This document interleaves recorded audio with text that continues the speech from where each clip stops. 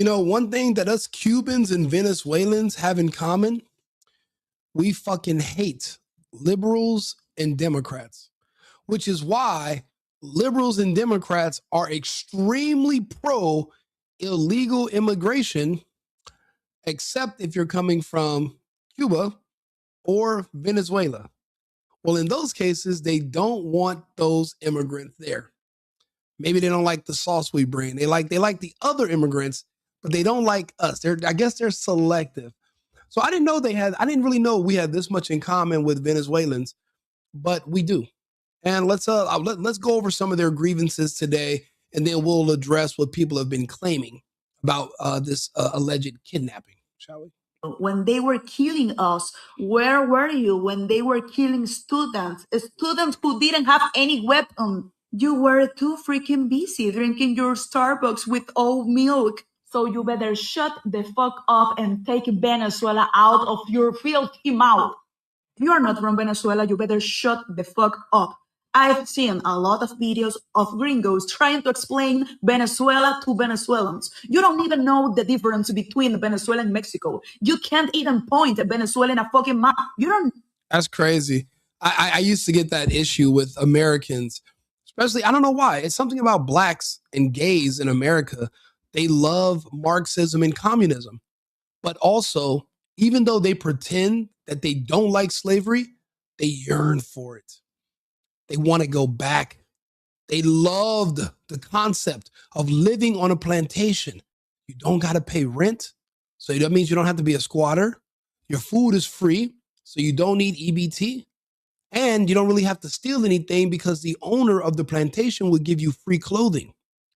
You would be surprised how many people have literally wasted a vote on Kamala Harris and other Democrats, hoping to get back to a communist, Marxist, socialist utopia that just have never worked anywhere else. And then they say, oh, well, we never tried it the right way. They've tried it every way. It doesn't work. But the beautiful thing about the world is that you have the option to go there. Go live in a socialist, communist country. The United States is a capitalist country. Actually, we're a republic. If you want to live under a democracy in a socialist communist, you have options. We're just not going to do it here. People don't understand what it's like to live in one of these countries. I know because my family fled. And I was taught to understand exactly why and the true history of it. The same issues you're seeing here in the United States, where there are certain communities of people that just go around the country and on television, just sowing discontent, telling you that you should hate your country, hate your flag, hate your Pledge of Allegiance, hate your president.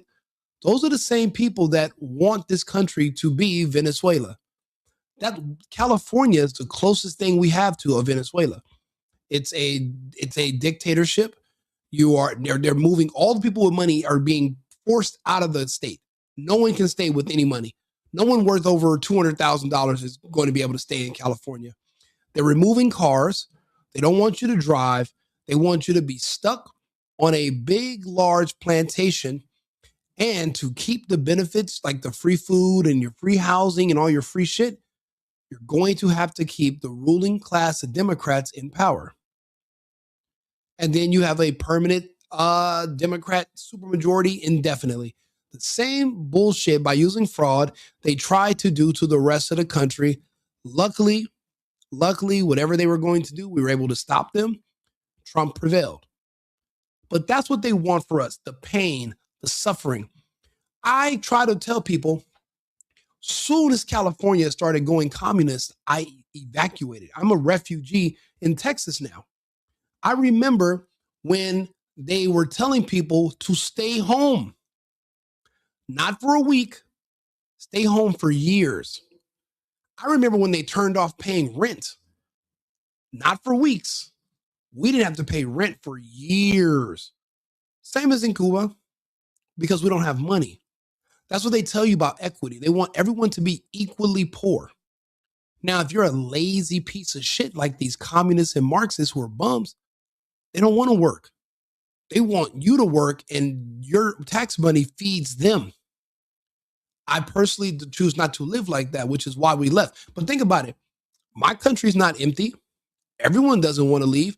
There are millions of people around the world who love and prefer communism. Unfortunately, some of them are still here in the United States and they need to be relocated. And soon that will be the case. Once the law of the land is to remove birthright citizenship, we will be able to happily send people to places where they are going to finally be happy. But in the meantime, we have to deal with those that are going to sit out here and tell Latinos, tell Venezuelans, tell Cubans that we should hate Trump. We fucking love the guy. He's amazing. We know what it's like to have the opposite. I wasn't necessarily a Trump supporter until I saw what the Democrats did to California, my home. What I saw what liberal policies did around the world in other countries that I lived in. It showed me that America is the greatest country on earth and that we are unique and that we are special and that our Constitution sets us apart from anywhere else on earth. And it must be respected. What is to live in starvation? You never saw a family member dying because you didn't have the medication, while the members of the Chavismo are walking with Rolex in their hand. Do you want to know how many people died trying to come to America, going through a jungle? Do you want to know how many women were raped there?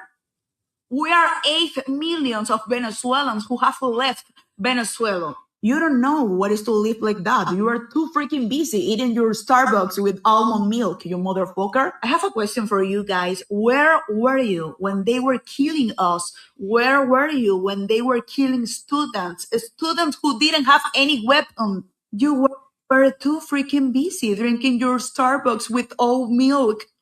No, they were too busy trying to figure out how to legalize or decriminalize pedophilia here in the United States.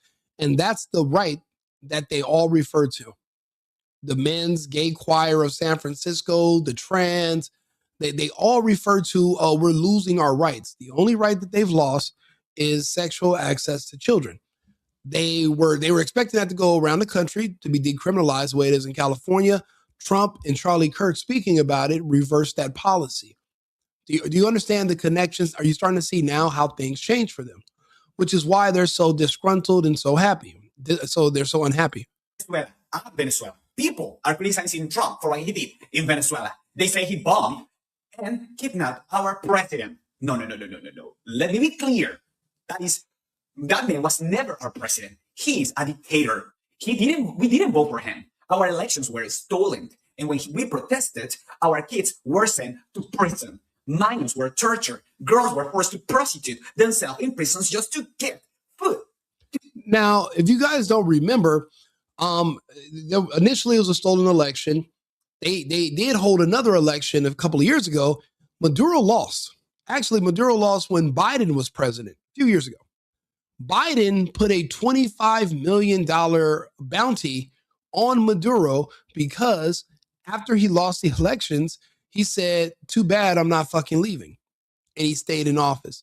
Biden, under the Biden administration, he became a criminal and a $25 million bounty. Okay, Trump just made good on the bounty. We went and picked him up. Then we drove him around the city of New York, and we displayed him to all the Venezuelan people in the city. I don't know how you guys did not see this last night. I have a couple of friends who told me they didn't see this video, but okay, I'll show it to you. Yeah, he was not. You are not from Let's see here. Let's see. Right here, Rico Limbaugh. Nope. Let's go. This is what we did. This is what happened to Maduro last night when he was arrested. They flew him directly into New York City, and they literally drove him around in a truck, and they basically made a display out of him. Let's see here. Maduro, back of truck, NYC. Let's see here. Maduro, back of truck, NYC.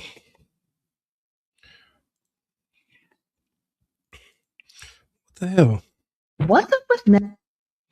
I don't know. I wanted to ask you, men don't come up and ask or talk to you anymore. There was this cute guy. He went. Okay, top. I'm already logged into my account. Why is this a problem?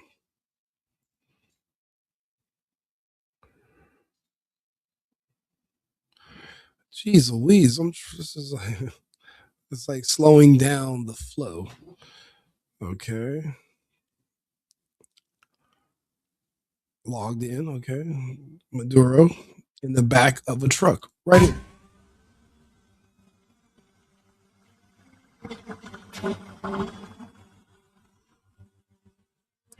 That's the truck. Maduro is in the back of this truck, and Trump is driving him all around the city of New York so people can look at him and yell at him.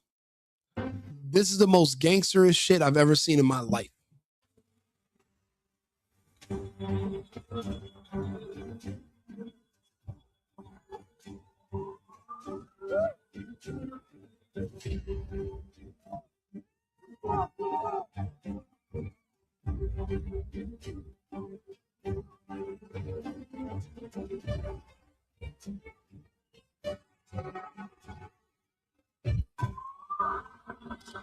Literally, he's driving Maduro around the city of New York to show off that we have their leader, their dictator, and we're letting Venezuelan people yell at him.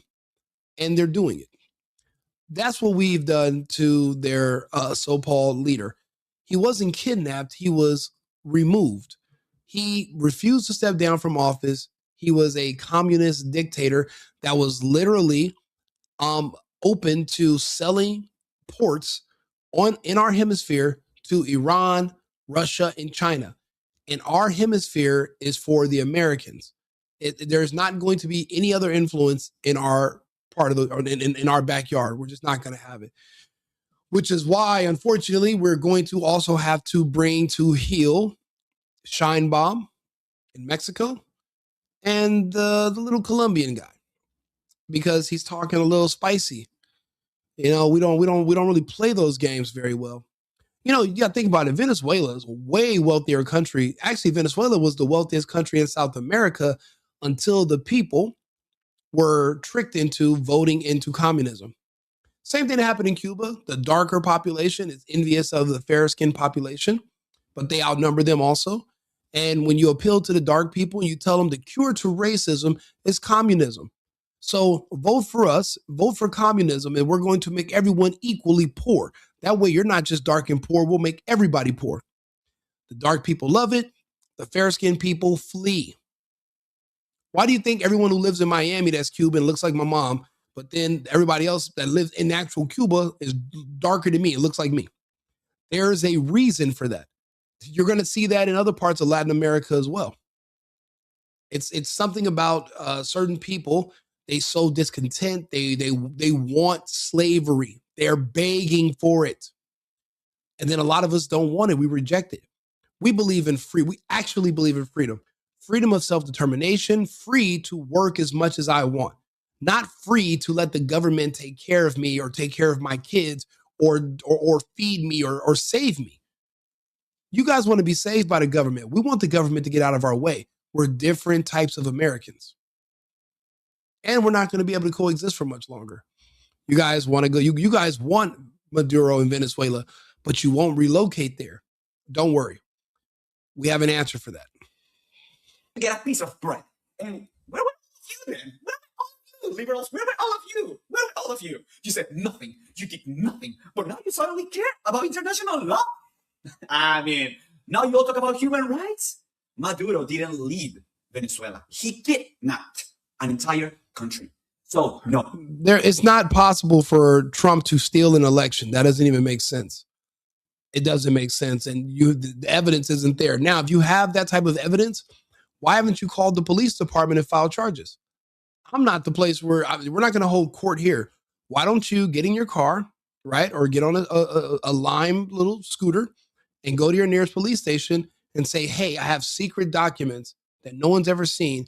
I have proof that Trump tried to steal an election. What does that even mean? Do you know it's your First Amendment right to contest something? You're able to speak in your own defense. If you feel like an election was fraudulent or if there was fraud at all, it's your right to challenge these election results. That's not called stealing. And that's ridiculous that you think that. And you sound like Maduro and his people, which is why we don't get along. We're not going to ever get along with communists and Marxists. You guys are anti-American. You guys are anti-human. So it's really much. This guy right here has been fighting you and your people his entire life. You're the reason we have a refugee crisis in the first place in multiple countries. And he's literally telling you with all of his heart exactly how this happened. We didn't vote for him. Our elections were stolen. And when we protested, our kids were sent to prison. Minors were tortured. Girls were forced to prostitute themselves in prisons just to get food, to get a piece of bread. And where were all of you then? Where were all of you, liberals? Where were all of you? Where were all of you? You said nothing. Yeah, where were they? Did the liberals try to stage a intervention? Did they offer to grab weapons and go down to save these people in Venezuela? No. But now you guys want to protest because we took away their dictator. Protest all you want. We've learned the key is to just ignore you people, and then we'll get around to you later when we have a little bit more time on our hands. But right now we're busy doing God's work. But soon enough we'll have time for you. You did nothing, but now you finally care about international law. I mean, now you all talk about human rights. Maduro didn't leave Venezuela. He kidnapped an entire country. So no, Trump didn't kidnap anyone. No, he did not. He removed our kidnapper. And for that, we're thankful. You can divide politics all you want, but don't tell Venezuelans, do not tell Venezuelans how to feel about being free from a dictatorship. Venezuela. You know, it's crazy reading some of these people in the comments. They're the type of person that when a person says they were raped, they go to them and they say, you know, maybe you shouldn't have been wearing that skirt. Maybe it's your fault. It's like they're victim blaming. They're literally arguing with people in Venezuela and telling them the man who kidnapped you was really your savior.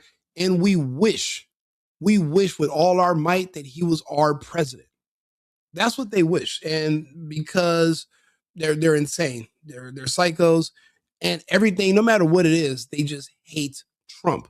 It's all about hating Trump. That's it. They're not standing on anything else. There's nothing solid there on their foundation. It's just, I hate Trump. Talking about Venezuela, and you have never been in Venezuela. You have no idea what's going on. I've only been to Venezuela once. I went to Caracas. I have my ex-girlfriend's from there. I actually live in I live in Colombia part-time, so I go back and forth. Beautiful people, bad situation that just got a lot better. And you talk about self-deporting. Do you know how beautiful of a country Venezuela is? These people are already lining up at airports to return home, to make Venezuela great again, all because of Donald Trump. And there's nothing you can do to take away from that. You're going to have to go to sleep tonight with your TDS. You're going to have to wake up and you're going to have to think about it. You can't even lie your way out of it because, well, now you're going to have to literally fight with the same people that are now free. And you're going to have to try to argue with them to convince them that they were better off under the slavery of a dictator. But I thought you didn't like dictators. You just had a No Kings protest. Now you're defending King Maduro. You're a double-minded psychopath. That's why nobody takes you seriously anymore. We humor you in conversations, but you're being ignored for the most part. You never research. You don't have friends that are from Venezuela. Keep your opinions to yourself. We have been waiting for 27 years to get free from this government. We don't care what are the alternate motives or what is the whole behind it. We don't care. And most of the Venezuelan... Let me tell you, I'm Cuban. My family's from Cienfuegos. If they told me Trump was going to invade Cuba today so that he can be in control of the world's largest supply of fucking mojito juice, I wouldn't give a fuck why he's there. I just want him there. We've lost it'll be almost a century, a trade embargo that's out of this world, and communism that literally destroyed our entire economy. We have been poor and starving for generations. There's no upward mobility. There's no way to make money. And the only people with money that come there are foreigners. I remember I bought tickets to go to a New Year's celebration for my birthday at the Copacabana. The tickets were it was like $180. But yet the average Cuban only makes $30 per month. So when you go to these events, and I've been to events in communist countries before, it's all foreigners. There's no locals at these events or in these spaces. It's crazy. Even where I live in Colombia, there's no Colombian men. It's just, you see a bunch of pretty women everywhere, but none of the locals, and all my neighbors are foreigners. I'm not the only one. We're all foreigners because the locals can't afford what we can in our area. It's the same thing in Venezuela, same thing in Cuba. We would love for that to change. The problem is we're disarmed in our countries, so we can't revolt. The only people that have weapons are the military. Why do you think the Democrats and the liberals are always trying to use gun violence, except when the mass shooter is black, to convince you to give up your weapons? They want you to live in Venezuela. They want you to live like the Cubans. They want, and then the people here in America, they want to live like that. They want to get government cheese. They want to live off the state, but they want you to be poor too because they have insecurity complexes about their work ethic. And they feel like we're looking down on them because we perform and we do better. And they feel like they're so poor. You got to think about it. These Americans complain about how they've been poor this whole time. How is it that immigrants can come here and run laps around you? And I'm not talking about the Somalian immigrants because obviously they're running laps around us. These motherfuckers are. You ever seen the TV show Flash? That's the kind of laps these Somalian immigrants are running around us.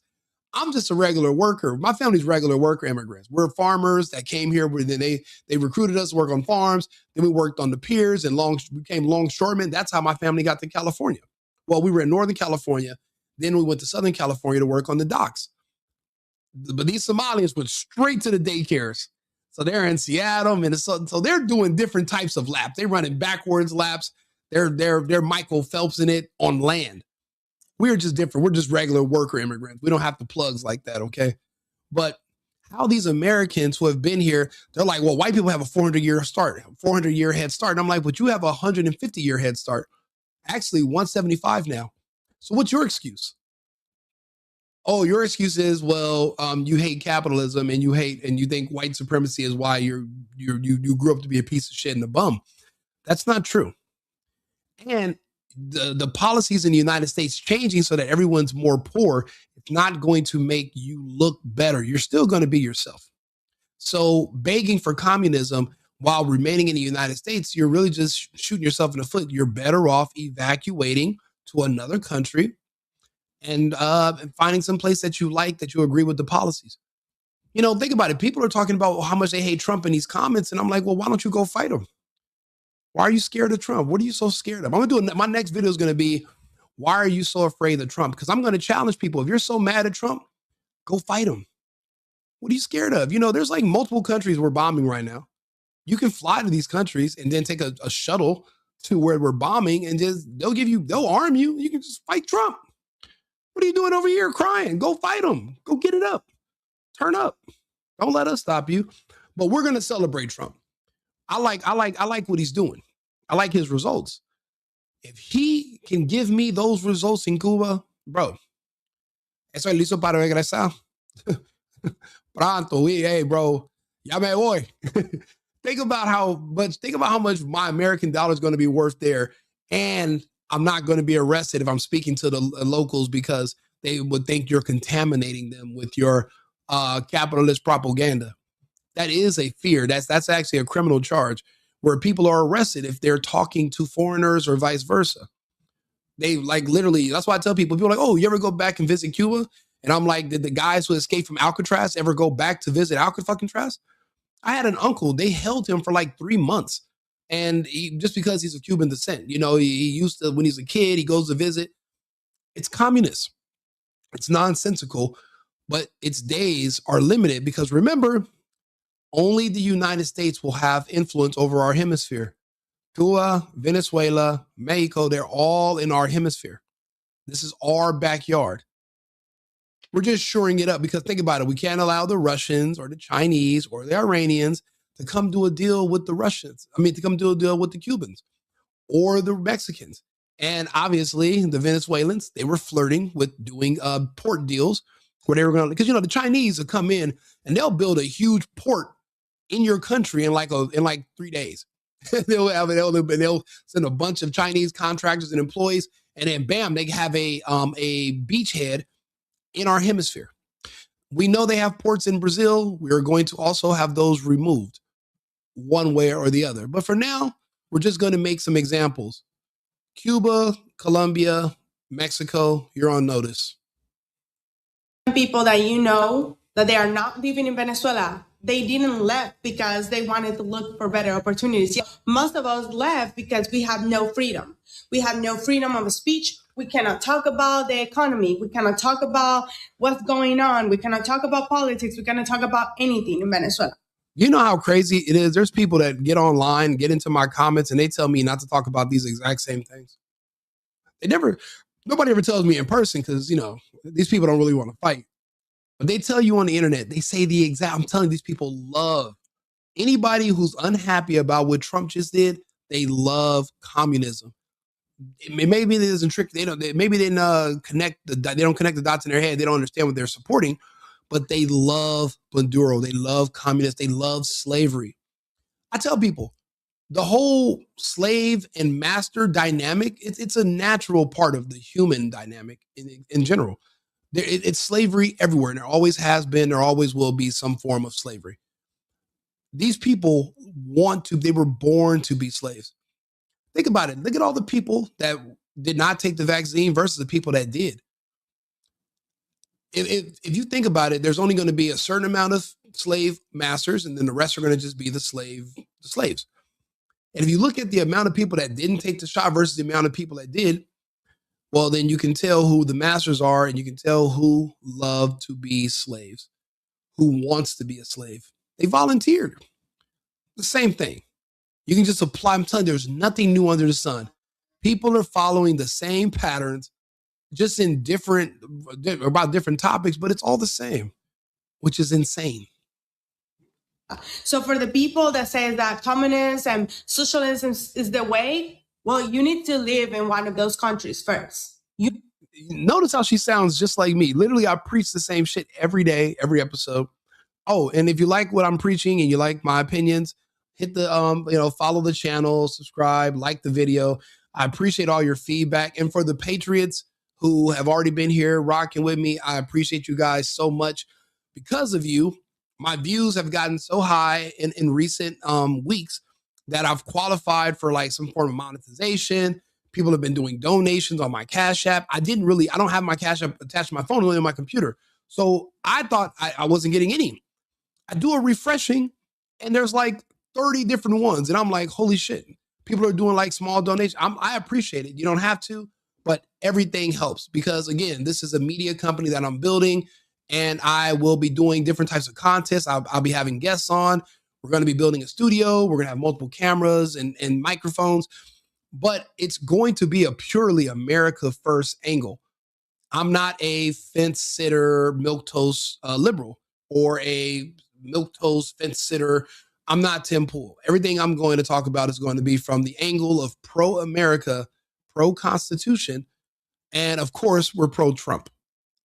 Just because as a Latino, as a former Californian, I know the results of when you listen to Democrats, when you let liberals and communists destroy your city, your state, your entire country. I've seen the results. Again, I'm not just a refugee. My family, we're not just refugees from Cuba. I'm a refugee from fucking Los Angeles, circa 2020. I was there. I was there the first day of lockdown. One of my videos of the first day of lockdown went like 500 million views. and within 2 weeks. It was the video of the lady running down the street naked on the first day of lockdown. And we were like, wait a minute, maybe there really is a virus that's turning motherfuckers into zombies. Then we noticed that all the homeless people were still alive after the 2 weeks to stop the spread. And think about it. If you're homeless, and I live downtown, right? So the homeless people live on St. Julian, 2 streets up. I live on Spring and 7th. And I was like, wow, that's pretty amazing. They couldn't shelter in place. Also, they eat tacos with dog feces on their fingers every night. And the psyop was this. I started telling people that, hey, the homeless people aren't dead. They didn't shelter in place. Obviously, I didn't either. I was just hanging out. But I was like, well, the homeless people aren't dead. So then who's dying? The psyop was people were trying to convince me, well, Rico, obviously, homeless people are just going to be healthier than people that live indoors. And I was like, you guys are sick. You guys have lost the plot. And then all of a sudden, the prison down the street started like just pumping out people, men that were giving shorter prison sentences if they take hormones to become women. They started flooding downtown LA. And I'm like, what the hell's going on? And then crackheads are walking around with masks on. And I'm like, since when do you guys care about health? Anyway, I watched the police disappear. No more law enforcement. But the only thing is, this is why everybody was compliant. You didn't have to pay bills. You didn't have to pay rent. So even though your entire city's falling apart, people are getting robbed and killed, there's crime everywhere, it's not safe for kids. Most people, a lot of people, mainly the same people that helped turn over Cuba to the communists, the darker people, they loved it because they didn't have to pay bills. They don't want to be responsible. They don't want freedom. They want slavery. So that's akin to slavery. If somebody says, hey, Rico, you can come here. You got to do what I tell you, but you don't got to pay bills or anything. Just do whatever I tell you. That's slavery to me. Now, for a lot of people, they would love to live like that. All I got to do is what you tell me. That's cool. I'm not one of them. I'm Cuban. I prefer to work as hard or as much as I want to determine my outcome. Me doing these videos is one thing. I have a tech company that's my day job. I have a new one that's opening. I have a store. I have all these different projects that I'm working on. Plus, my rentals, my real estate. I have all these different things. I'm trying to work as much as possible. Then I still have to go out and party. So I'm busy. But when somebody tells me you don't have to do anything, just lay around like some kind of fucking walrus, and I'll just take care of everything for you. That's slavery to me.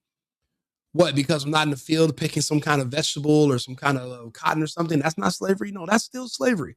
Another person supporting me and my family, taking care of me and my kids, another man telling me what to do, that is slavery. I opt out of it. Latinos are opting out of it. We don't want any part of it. It's these Americans, these liberal Americans, these black and white Americans that are begging for slavery. They don't want to work. They don't want to pay bills. They don't want to be Americans. I keep telling them there's other countries that will literally let you live for free. Look at the UK. They have a housing council. They'll just give you free housing and they'll subsidize it. I believe Canada will too. If you say you're an immigrant. There's other places you can go. You don't have to live in the United States where you're just completely unhappy. You might want to consider it. You need to live in a country like Venezuela or like Cuba where you... No, I like cotton too. And I'll be honest, picking cotton would mean that you're gainfully employed. I don't understand why people are so ashamed to even say they would pick cotton. I mean, that means you're literally gainfully employed. You have a job, which is better than being an unemployed slave.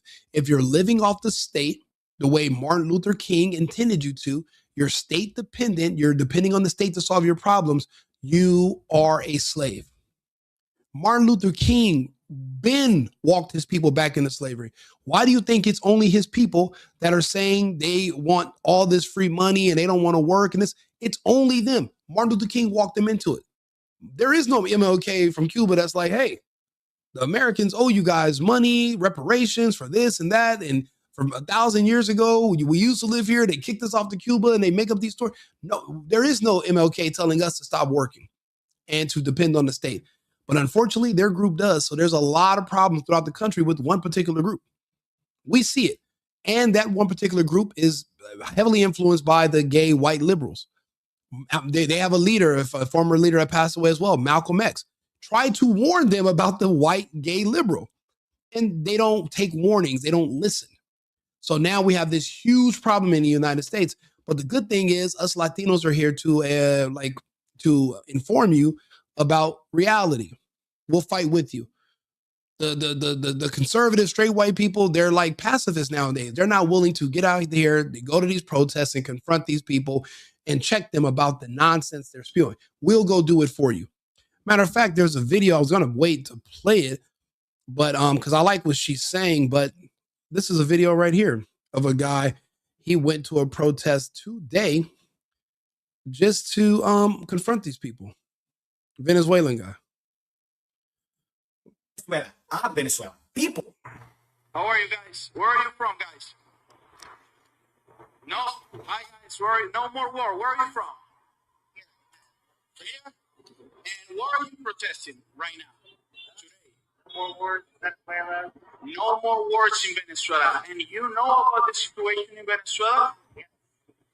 What do you know about the situation in Venezuela? No, the truth of the matter is this. According to our calculations, Africa owes reparations. See, Africa is the one who sold us the defective product, and then they sent it over here.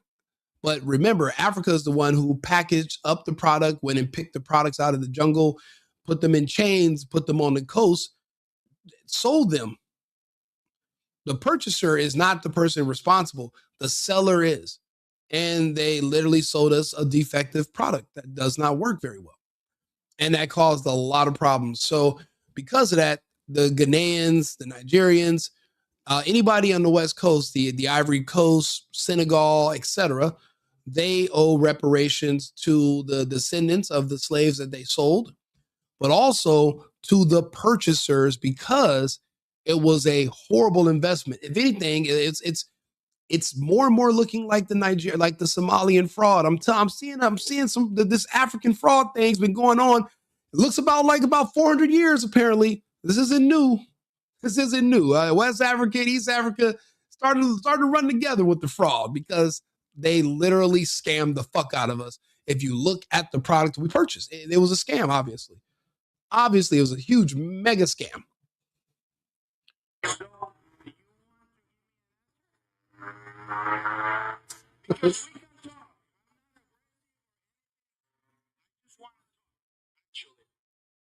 So we have here a group of people that they are protesting because no, those kings in Africa were not under coercion. They were independent. They had kingdoms. I thought you guys said we were kings in Africa, right? So you were a king. You know how it goes. You can't coerce a king, can you? So you were a king in Africa. So those African kings that sold you guys were not being coerced. They were powerful, strong kingdoms. Those countries are literally still there to this day. They're not dominated. They're not controlled or coerced. And you guys, the Africans owe money, and they owe the Americans money, and they owe some of these Black Americans money. I don't know how many of them, according to the records, none of the slave ships made it to the United States. But for comedic purposes, we'll pretend that the North Atlantic slave trade was real and not just a figment of people's overactive imagination and some kind of strange sci-fi, some kind of sci-fi novel written by Alex Haley. We can just pretend that for a while. If that's the case, then yeah, the Africans owe a lot of money. because they want no more war in Venezuela. All these people, there's nobody from Venezuela. So from all these people, nobody is from Venezuela. Nobody there is from Venezuela. However, there's a lot of people there on fixed incomes wearing masks. What that means is that they are paid protesters. A lot of places you go in the United States, there are people that are literally hired, and they're given millions, and then they're paid to manage groups of people, and they give you a new assignment every week or so. And now today in different areas, it's to protest against Venezuela. Basically, anything Trump does. If Trump sneezes, there will be a protest against mucus tomorrow. and they will organize it with these groups, and they'll start a campaign. It'll last for X amount of days, whatever, and they're paid to do so. It's not organic. It's not real. Nobody's like, oh, let me just go park and walk over here and protest against. Why would I do that? He was a dictator. He was a terrible guy. Horrible guy. You know he's horrible because when the elections happened, he literally publicly said, I'm not leaving, and he stayed, him and his wife. Then we go put avocado to ass and belt to ass, and we drag him out of his house and bum rush him in the middle of the night. We bring him to New York and parade him around so that the Venezuelan people can laugh at him. And these liberals are literally being ungrateful. They're ungrateful. Like, what do you mean? What else do you want? Oh, I know what you want. You want him to be your president. You know how I know they want him to be the president? Check this out. Like a man. Let's see here. People are criticizing Trump for what he did. Let's see here. This is how I know they want him to be the president. Let me see here. See, I put stuff on TikTok because it's easy to just access it from my page. And then also people can go and reference a lot of this stuff. Hold on, let me see here. There's another video. Oh, let's play this. Let's go back to this. No more war. All these people, there's nobody. So from all these people, nobody is from Venezuela. This is people from the United States. This is people from other places. But there's no people from Venezuela. And actually, from Venezuela. Andrés Bermúdez Portillo from Maracaibo, Venezuela. I spent time in jail because of the regime of Nicolás Maduro. We have 25 years with a dictatorship. And right now, in the moment that somebody takes attention of that situation, people decide to protest because they don't want war. So in the past 5 years, of 30 million people that live in Venezuela, more than... Whoa, Mr. Donald. I resent that. I say way worse things than Trump ever would. I'll be honest. My opinions and views, Trump doesn't have the fucking stomach for. So that's the reason why they need people like me. Trump would aspire to be like me, but he's still a personality and he wants you people in particular to like him. I don't give a fuck.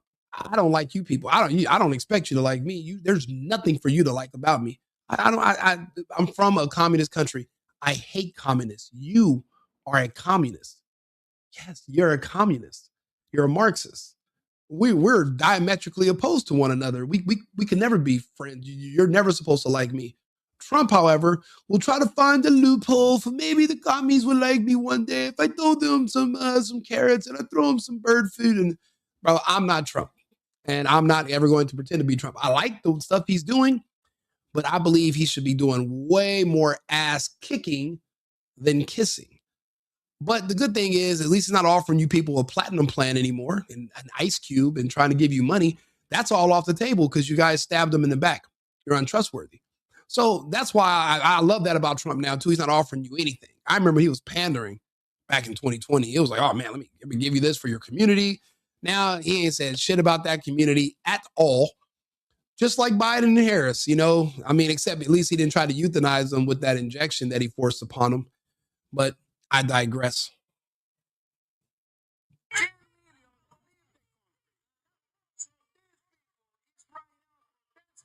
Because they don't want we, the Venezuelan people, recover our freedom. So these people don't want Venezuela to be free. Because they want to attack. Well, second bad, third Mar division. The simple answer is because their goal is access to children. All of them. That's all of their goal. Actually, like I said, the coming civil war will be fought over children. That's it.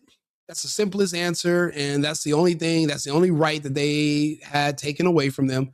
They can still vote. They can still drive. They can still go into a McDonald's. They can still go to grocery stores and malls, and they can sleep and they can wake up. There's no other laws. There's no other rights that they feel that they deserve that have been removed from them besides unfettered sexual access to children that will be ignored and not criminalized, because under Joe Biden, it was decriminalized. They were not enforcing the laws because what they would say is that, well, the waters are too muddy and none of these, and for the most part, the Soros appointed prosecutors would never prosecute those types of crimes because the people they would be prosecuting are their voter base. So so you're absolutely right. That's the one thing nobody wants to talk about. So I agree. So I'm glad you made that point. And they want to use the country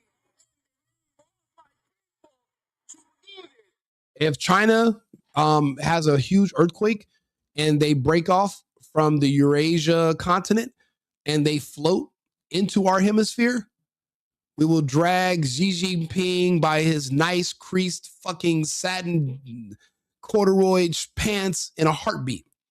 But unfortunately, this is a tripolar world, and China is not in our polar sphere of influence. Our sphere of influence is from Greenland to Argentina. No more, no less. If you're within that region and you don't believe in the American mission, GTFO.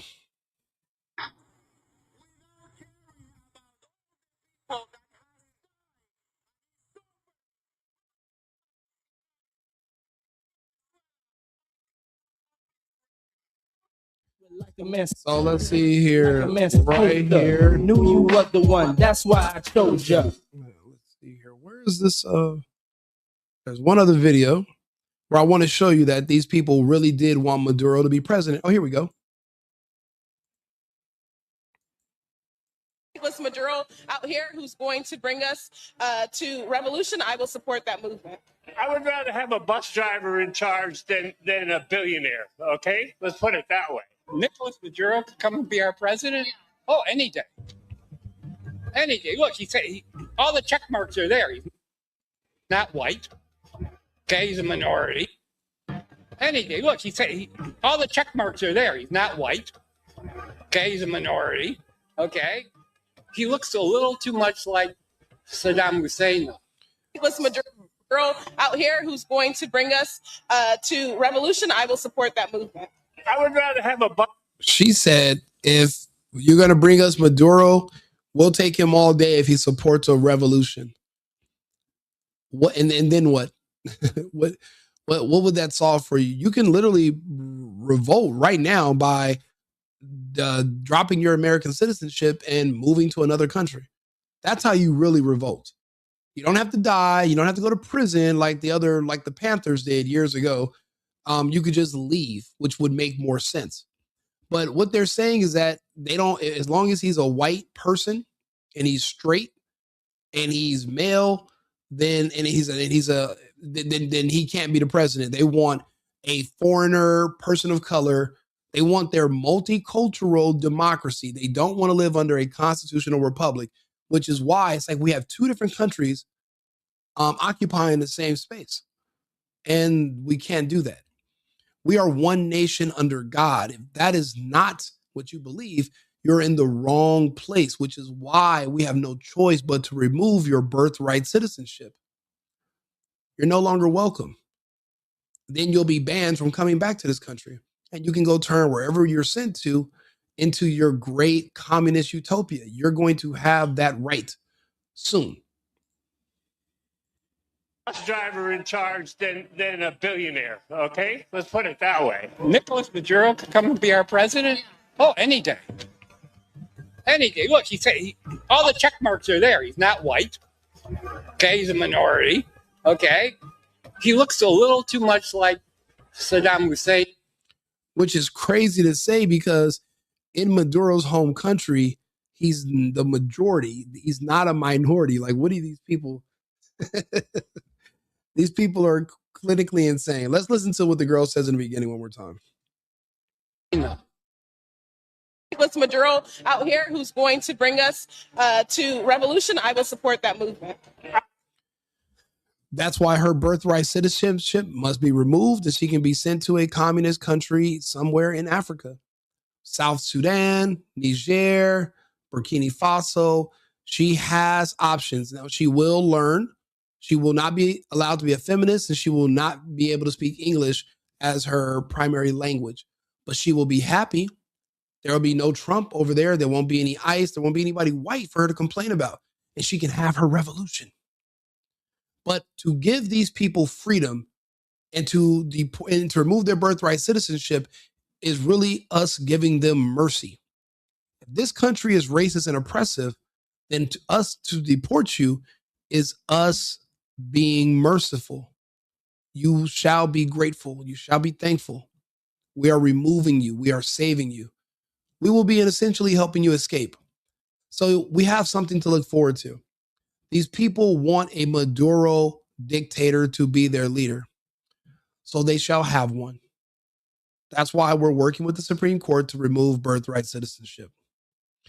So, that's the thing. I want you guys, if you agree, like the page, subscribe to the channel, engage with me in the comments. I love to hear from you guys. I like meeting other patriots. We all should have a common goal, which is to make America great again. But not also just to put America first, but to put Americans first. So that means we're actually at first, Americans second through 10th.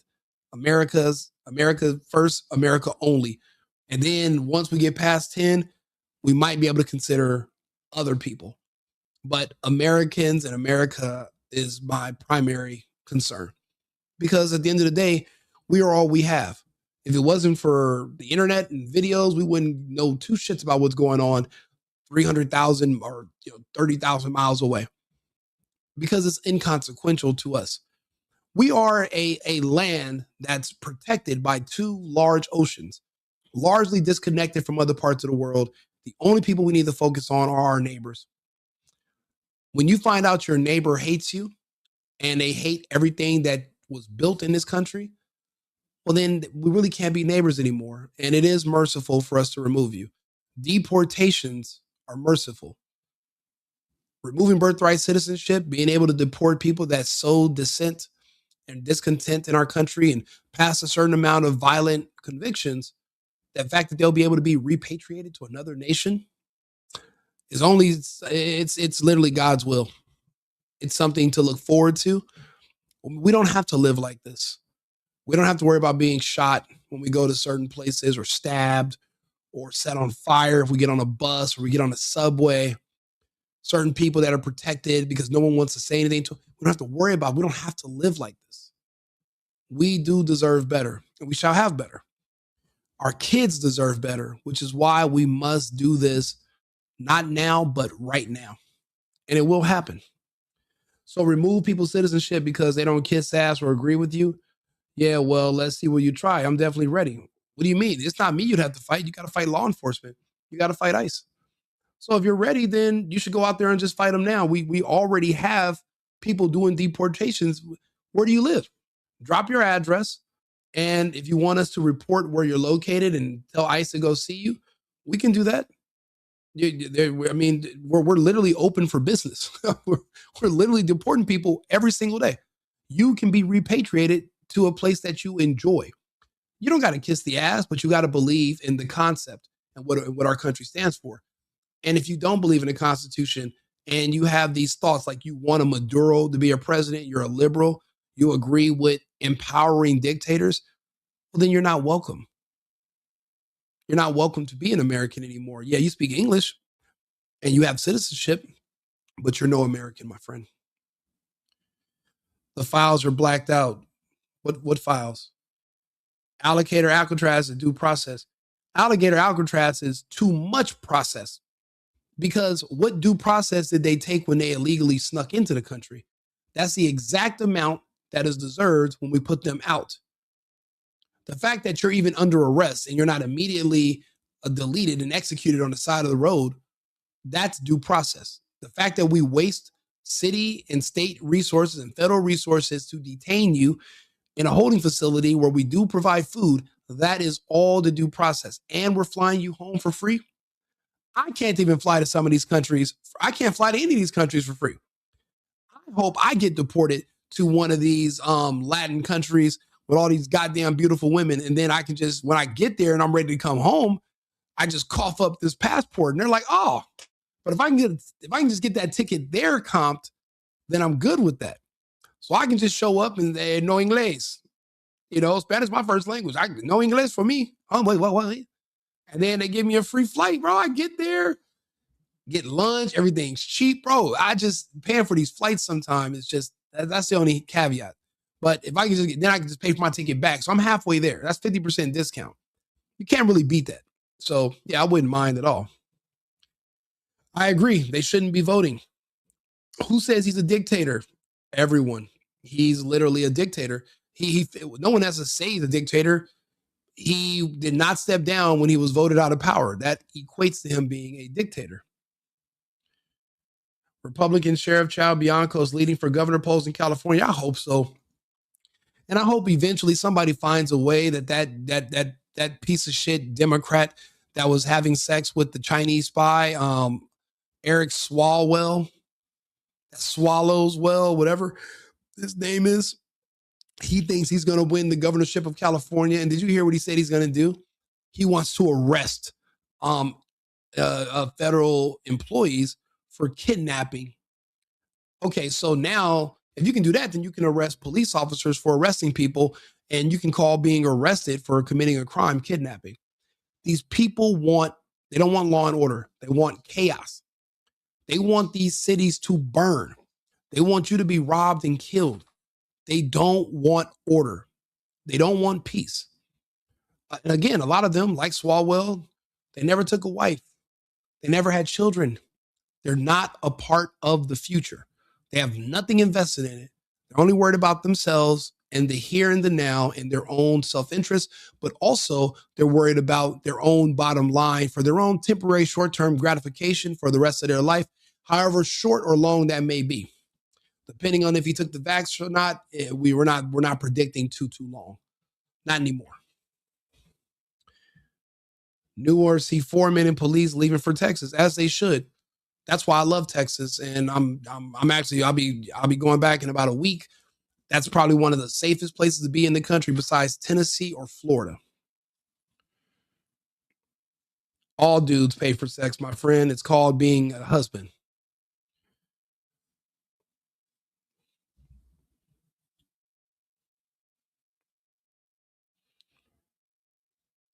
Yep. Just for the weekend. Yeah, he's more like a mobster than a dictator. That's true. You know what? I'll be honest. These Somalians move like a mob as well. See, that's the thing. The reason these elected officials choose people that are immigrants to work with and do business with is because they play by the rules of the old country. When you come from a country like Somalia, you're ruled by warlords. You have terrorists that literally have slaughtered people in front of you, like in the town square. Like they can do whatever they want. So when you know that those enforcers have also came to the United States as well from those terrorist organizations, if you get in trouble or if you step out of line or if you think about snitching or talking, these elected officials know that their own community will go and clean up the mess on their own. They won't involve local police. There won't be anybody. This will be done all in-house. It's kind of like how the Italians used to run the mob back in the day. They would bring you over from Sicily, from Italy, and you would live by the rules in the old country. So they would put you in certain positions because they knew you were solid. You weren't Americanized. And by Americanized, that means where you believe that you can go to the American law enforcement and they'll protect you if you want to turn or if you want to, start talking or whatever. Because, but just like in China or other countries, if you do that, well, don't forget you did it, you're protected, but your family is still over in the old country. Your relatives, your grandmother, your cousins, and they're going to have to pay for your mistakes. So that's why certain people are sent here while certain people stay back home.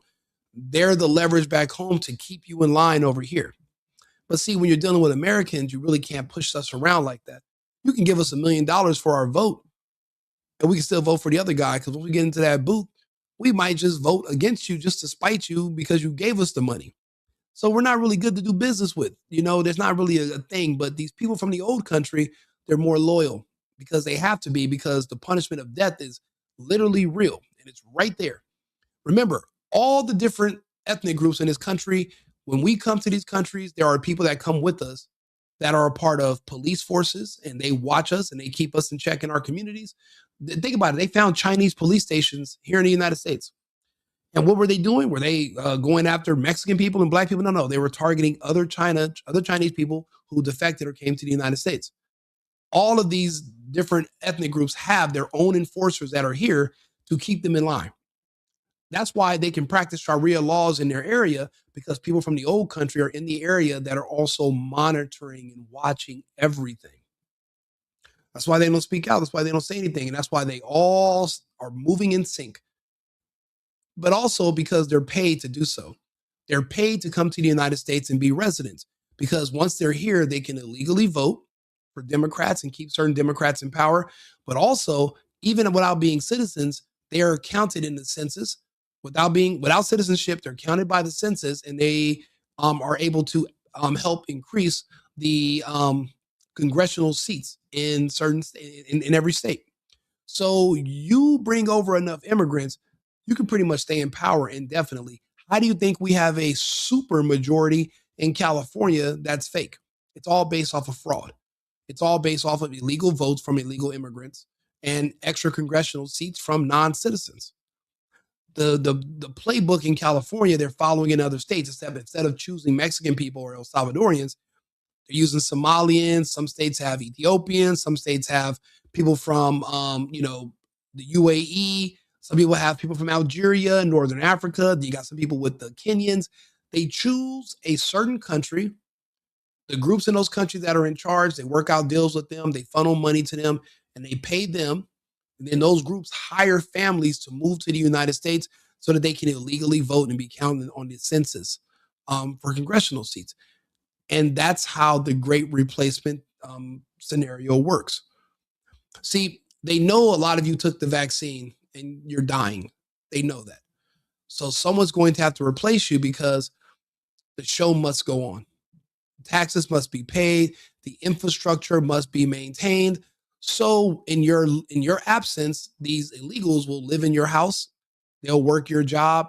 They'll pay the taxes that they're going to be losing once you expire in the next few years. That was the plan. And that's what's happening.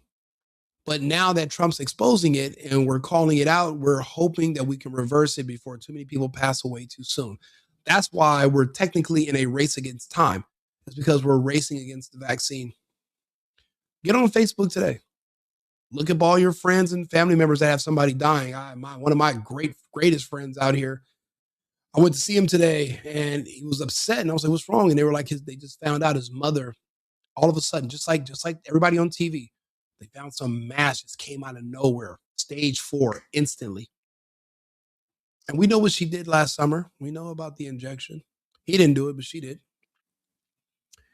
We're all going to have to pay something for that. There is no reverse button on this agenda. There is no cure for what these people allowed to be injected into themselves. What we have to do is just try to mitigate the damage by avoiding injections, having kids, and believing in our Constitution and in our fellow Americans. Not just people that live in the United States, but Americans that are of like mind, like yourself. And that's what we're doing. That's why we're here making these connections. That's why we do these lives. That's why we talk to people. That's why we ask people to subscribe and to follow the page and to make donations. It all goes towards the greater good. Except the greater good in this case is in your favor and not in the favor of the people that support Maduro or Big Pharma, etc. Which is why we're here. Yes, deport me to Colombia, and then I'll get myself back. Actually, I'll be back in Colombia probably next week, but I'm going to bring my equipment. I'll still be doing shows. I'm not going to just go there and not have a way to talk to my audience and to my friends. Oh, wow. I didn't know that we have way more people in the chat talking. Sorry. Highest death toll from the pandemic in the world. We're number 1. Yes, we are. But more specifically, California is number 1. But think about it. They've been blocking out the sun in California for the last 2.5 years, which is why you're getting the results of all the death.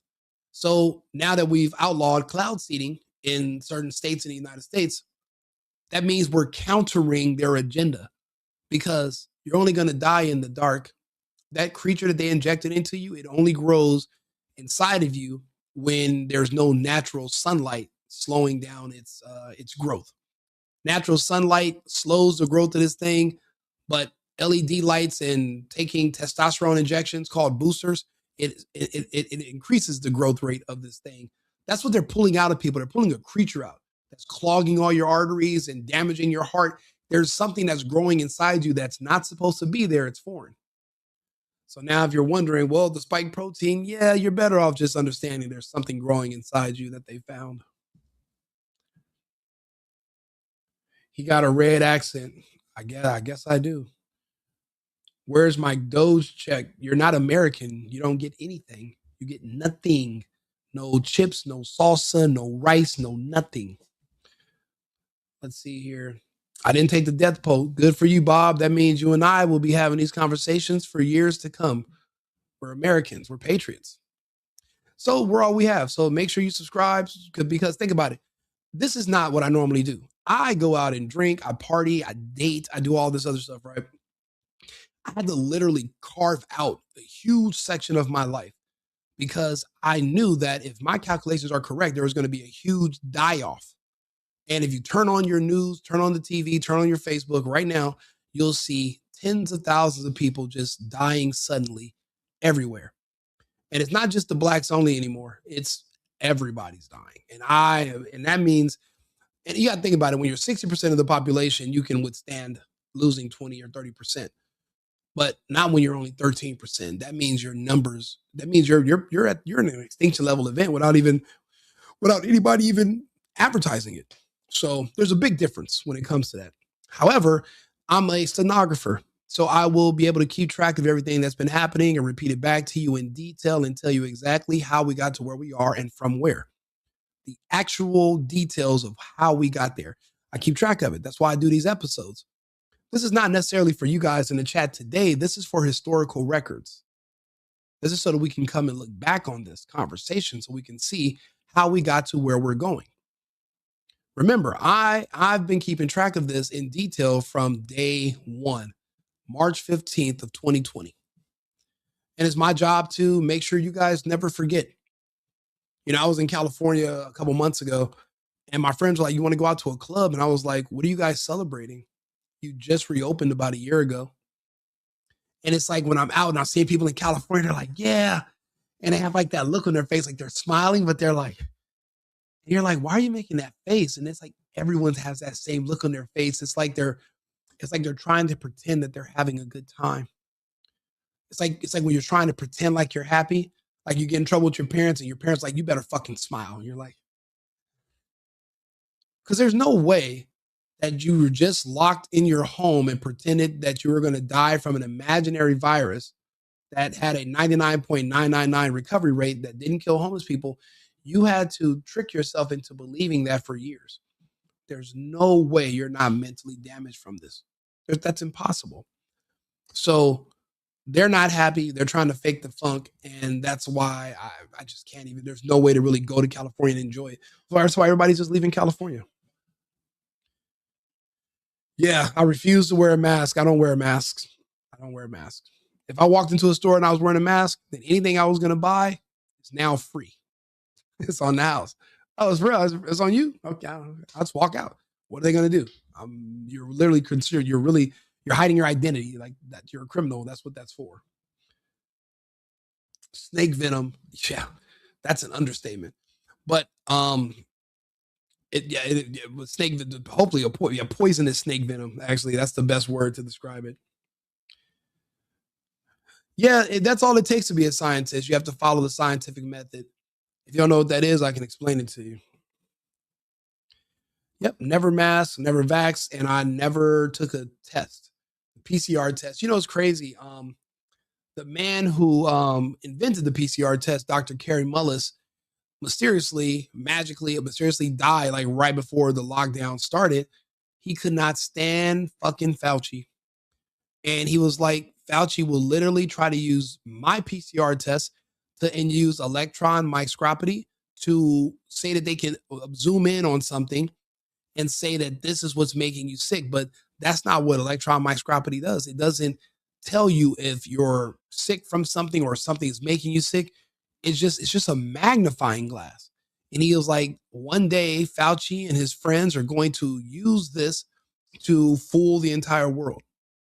Dr. Carrie Mullis literally went in on Fauci. I don't know if you guys remember that, but actually, well, if you don't, how about I take you down memory lane? Let's see if we can find Dr. Carrie Mullis. Let's see if he's on TikTok, shall we? Ah, he is. Let's go. What is it about humanity that wants to go to all the details and stuff and listen? You know, these guys like Fauci get up there and start talking. You know, he doesn't know anything really about anything, and I'd say that to his face. Nothing. The man thinks you can take a blood sample and stick it in an electron microscope, and if it's got a virus in there, you'll know it. He doesn't understand electron microscopy, and he doesn't understand medicine. He should not be in a position like he's in. Most of those guys up there on the top are just total administrative people, and they don't know anything about what's going on the bottom. You know, those guys have got an agenda. Now, this guy is one of Fauci's peers, and this is what he was saying about him shortly before he mysteriously died. I knew this information before the PCR test even came out. I knew this information before the injections came out. I literally tried my best to save as many people as I could from those shots, but I was nuked from orbit. I was banned from everything. I still haven't got my Facebook account back. 13 years of family pictures and posts and friends nuked. Instagram nuked. My old YouTube page, millions of views, nuked. And I tried my best. You know, I had to get on Clubhouse to talk to people, and I had to have these conversations in person. People would invite me to events to talk, so I would do like public speaking, etc.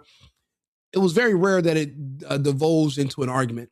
There were some guys that would talk crazy on the internet, and then in real life, when I meet them, and we're like face to face, or face to my chest or whatever, they were sweet as pie. They want to hug me. They want to talk to me. They want to offer me food. But on the internet, so that's why you got to have these conversations in person anyway, most of the time, to be honest. Which is not what we would like them to have, being that we pay for them to take care of our health in some way. They've got a personal kind of agenda. They make up their own rules as they go. They change them when they want to. And they smugly, like Tony Fauci, does not mind going on television in front of the people that pay his salary and lie directly into the camera. No, the Liver King is a fraud. He's more so like a liberal. You guys say one thing, do another. He was pretending that he was like natural and he just eats livers, and it turns out he's fucking juicing. I'm talking like one of those juicers you get from the store. You put the lemons in there and it's just juiced, just completely injected and juiced to hell. No, that guy's a fraud. You can't expect the sheep to really respect the best and the brightest. They don't know the difference, really. I mean, I like humans, don't get me wrong, but basically, it's so sad, Eric Klein, that you literally still believe masks saved you from the air. Did you ever read the box that these masks come in? That's not what they're for, you moron. And the sides of them are open. The best mask that could have maybe proved your point is if you were wearing some kind of fucking scuba gear. Anything less than that, you're just a drooling troll that eats his own, like, I don't know, excrement or something, because why else would you be so dim and dumb that you don't understand that you were never even wearing a mask? You were wearing a diaper on your face. That means you're essentially you're drinking your own urine, because when you exhale, that's the waste that's coming out of your body. And you're supposed to inhale fresh air. You're exhaling your exhaust, and you're literally breathing in your own exhaust. You're breathing in your own waste. You're drinking your own urine when you're wearing a mask. What about that do you not understand, Klein?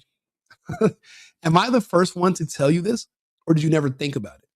But then again, if you're a liberal, you're not allowed to think, because then if you start to think too much, you'll end up being a right-wing Trump supporter conservative. So you have to stay dumb.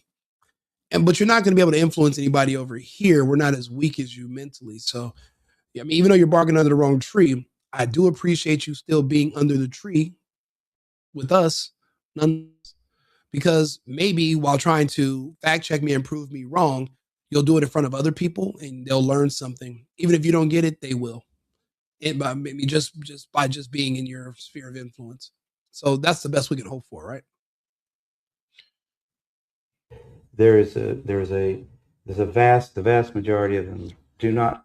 Doctors wear masks so that when they're doing surgery on you, if they're chewing gum, it doesn't fall into an open orifice, which has happened. And there's been lawsuits because a doctor had something fall out of his mouth, or he coughed into a wound, or he spit or something, and the person developed an infection, or they closed you up, but a piece of gum fell out of his mouth and he didn't realize it, and it was inside your body. So what they do is they wear a mask to catch anything that's going to accidentally fall out of their mouth.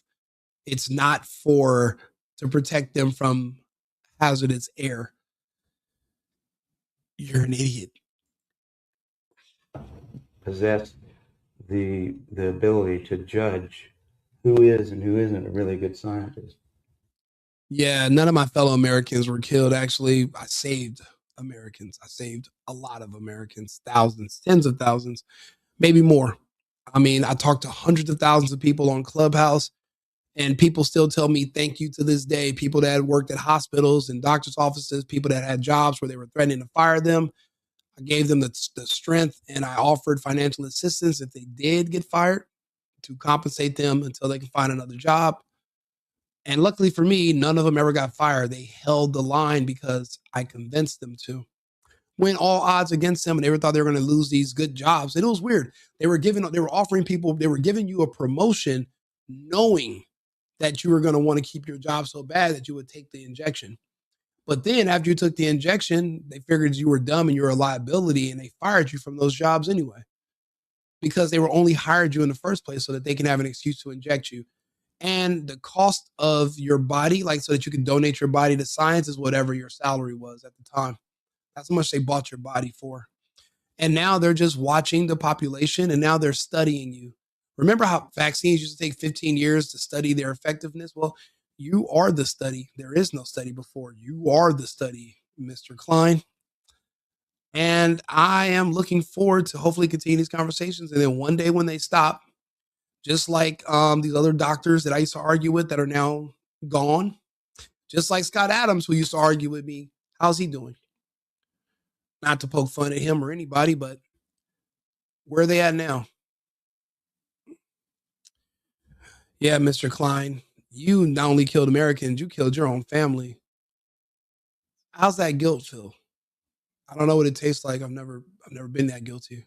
So I got to take your word for it. So please give us some details. I mean, that's the problem. That's the main problem, actually, with science, I'd say, in this century, because science is being judged by people. Well, see, I'm reading these comments in StreamYard. I'm simultaneously being cast on 8 different platforms right now. So the comments that you're probably seeing on the screen, they're from all these different platforms, and they're being pulled. Like I have multiple YouTube pages. Some of my YouTube pages have just got a request today where they want to monetize me. Other ones have not been monetized as of yet, because I guess more people are watching on certain streams than others, which is crazy because I have a larger followers on some pages than others, and it should be the other way around. But I mean, I don't know. It just is what it is. But it's pulling everybody from the different platforms, and then it kind of brings them here. I don't know if it does it in real time. I would hope so. I try to reply as soon as I see them. Funding is being done by people who don't understand it. Okay, who do we trust? Fauci? Fauci doesn't know enough to, if Fauci wants to get on television with somebody who knows a little bit about this stuff and debate it. Listen, he's talking about your Lord and Savior Fauci. Why are you deflecting, Eric? Why don't you listen to what Mr. Dr. Kerry Mullis is saying and help us figure out what he's saying about Fauci is true? Talk to him. Listen. He could easily do it because he's been asked. I mean, I've had a lot of people, president of the University of South Carolina, asked Fauci if he'd come down there and debate me on the stage in front of the student body, because I wanted somebody who was from the other side to come down there and balance because I felt like, well, these guys can listen to me, But I need to have somebody else down here that's going to tell me the other side. But it was- Fauci didn't want to do it. Fauci wouldn't do it. He couldn't do it. Those are not questions he can ask. Sentence there, it said HIV is the probable cause of AIDS, and I needed to have that backed up by something before I could write it and submit it. And I went around, I asked a whole lot of people. I said, well, the people, I can't find it. At first I looked for it, just in like computer searching kind of stuff. Now, this is Dr. Kerry Mullis, and he was anti-Fauci since the beginning. And remember, Fauci was one of the people that pushed the whole HIV AIDS hoax on the populace around the world. It was never isolated. There was one doctor in France that claimed he isolated it, but he never actually was able to prove it. And it's not like they shared his findings around the world and they were able to test it and come up to the same conclusion. They just kind of just took his word for it. So it was never factually verified. It was just assumed, just like the fake virus. No one ever talks about COVID being a real thing anymore. It came out that it was all fake. The whole scamdemic was just media propaganda. There was no virus. It was never isolated, tested, and verified to even exist. So it didn't pass a scientific method, which means it's never been verified to even exist in the first place. Kerry Mullis is going over the same. He's looking at it the same way about the about AIDS and HIV as well. So that's what he's talking about in this video. There, I came in about 3 days a month, and we were working on that. And at some point, we needed to re-up our grant from the NIH to work on that, and I had to write it. And so the first line of that was HIV is the probable cause of AIDS. And I wrote that, and then I said, well, I need a paper, some kind of scientific paper, to reference that statement. Because when you make a statement like that, that's like a fact. You need to say, here's how come I know that, right? You put a little one if it's the first statement you've made, and then you put down at the bottom of the paper, you have a one, and you say, here's a paper by somebody that describes why that statement is true, right? And so I said, well, what's that? I don't know. Let me think about what is that paper? Who do I go to for that? And I looked around. I asked a couple of virologists, that company, and they said, no, you don't have to reference. I said, I have to reference that because I don't know. You know what, Brent? You don't know what they died from. You weren't there. Remember, there were no witnesses. I mean, family members allowed in the hospitals, and you just accepted that. You didn't even when your relatives were dying in the hospital, you didn't even request a Zoom camera be put in the room so you can talk to them live and you can monitor their health and you can talk to the nurses. You just gave up and abandoned them. The truth is, a janitor could have walked in and smothered your relatives with a pillow and you'd be none the wiser. Janitor could have came in there and slit their throat. And they would have just marked it off as a COVID death, and you would have got on the internet 3 years later and said, I know people that died of COVID. You tell yourself that because you don't want to face the fact that you have no idea what happened to them in there and you left them. You abandoned them. People that probably wouldn't have abandoned you in that situation, you abandoned them. And to help cope with the grief, you tell yourself lies so you can feel better. This is common where people are trying to absolve themselves of guilt. So don't think you're alone. There's actually a couple people like you, like Eric in the chat. Same problem. Where that came from. How do I know that? And it turned out that nobody knew it. There wasn't a scientific reference, like a paper that somebody had submitted with like experimental data in it and like logical discussion and said, here's how come we know that HIV is the probable cause of AIDS. There was nothing out there like that. Nothing. Think about your experience when you met Limbaugh and you questioned him about his reference for AIDS. That's the guy's name right now, Lou Montenot from France. And he's the only person on earth in the 80s who said that he actually found what is considered AIDS and he isolated it and he studied it, but he never shared his findings and no one else has ever seen it. They're going to explain that right now. This is hidden information, hidden data from Kerry Mullis that no one's ever really publicly ever explained or addressed. And no one's able to refute him. He's actually one of the doctors from that time that studied this entire topic. Take a listen. HIV since he is one. By the time I met Luc Montagnier, I had met a lot of AIDS researchers at meetings, and I had always gone up to them. If they talked like they knew about HIV and AIDS, I always went up to them afterwards and I said, where can I find a scientific reference that I can use for my, remember I said I had a sentence there. It said HIV is the probable cause of AIDS, and I needed to have that backed up by something before I could write it and submit it. And I went around, I asked a whole lot of people. I said, well, the people, I can't find it. First I looked for it, just in like computer searching kind of stuff like that. But then I said, there's got to be somebody that knows this. You go to experts and ask them. And so I asked all these people. That's a lie. Nobody who refused the vaccine died. All of the unvaccinated are alive and well. It's the vaccinated who are dying. All of you. The rest of us are normal. We don't have any issues with cancer. We're not having random heart attacks while we play basketball or we're taking a shower or having sex. We're not having all those issues. It's purely and solely the vaccinated, the fully vaccinated. I know people that only took one shot. The first one, the one that turns off your immune system. They didn't take the second one that has that creature in it. And they seem to actually still be alive. And I know people that have had that conversation. They only took one shot. They didn't take the other one. So something told them not to do it. See, that first one the second one was the doozy, because that's when they're introducing a foreign creature into your body. And a lot of people's bodies are going to reject it instantly. And that's when you're seeing that death within. Remember, if you die within 14 days of being fully vaxxed, they will count you as an unvaccinated death because they didn't want to scare people into not taking the vaccine. I just did a whole report on that like a week ago. You guys got to watch my content. You guys got to tune in. You got to share it. People need to know. And then I play videos like this and we talk to the doctors and the specialists and we listen to what everyone has to say. We translate it in different languages. We actually have a community here and we're trying to figure out what's going to happen next. But to figure that out, you have to know what happened before, because to know where you're going, you got to know where you came from, right? This is Kerry Mullis still talking to us about AIDS, and the leading doctor in the world, Luc Montagnier, he's literally asking him to help him prove the whole AIDS and HIV theory. Watch what happens. Well, one after the other, and none of them had it. None of them. And I was getting really freaked about that. That's when I first started saying, they don't know. Nobody really knows. This whole thing is a big sham.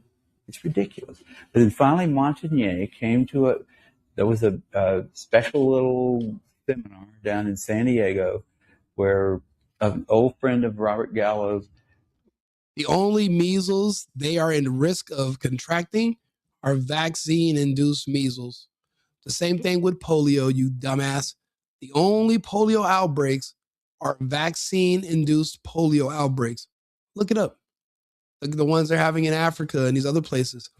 They're all, look it up. Vaccine. Matter of fact, how about I show you? How about that? Let's talk about it. Excuse me, Arthur, are you there? Certainly, I'm here and ready to assist. Just let me know what else you need. You know what? I wanted to ask you about polio, and I wanted to ask you about the measles. Can you tell me how many of these polio cases have been in the wild, and how many of them have been vaccine-induced cases of polio that have been reported in measles lately? Certainly, I can provide a structured overview. In recent years, the number of wild polio cases globally has become very limited. Polio in the wild, meaning cases caused by a naturally occurring poliovirus, has largely been confined to just a couple of countries. For instance, as of the past few years, wild polio cases have been reported primarily in Afghanistan and Pakistan. The numbers have been in the dozens or lower annually. On the other hand, vaccine-derived polio cases are a different phenomenon. These occur when the weakened virus used in oral polio vaccines mutates over time and can spread in under-immunized populations. While these cases are still relatively rare, they can occur in several countries, and the global health community actively monitors and works to contain them. The numbers of vaccine-derived polio cases can fluctuate, but in some years there have been a few hundred such cases globally. As for measles, it remains a disease that spreads in the wild, and outbreaks are typically due to insufficient vaccination coverage rather than the vaccine itself. Measles cases have seen a resurgence in areas where vaccination rates have dropped, and the disease is not typically associated with vaccine-derived cases. In summary, while polio cases are now rare and concentrated in a few regions, vaccine-derived polio cases do occur in low immunization areas, and measles outbreaks are generally due to lapses in vaccination coverage.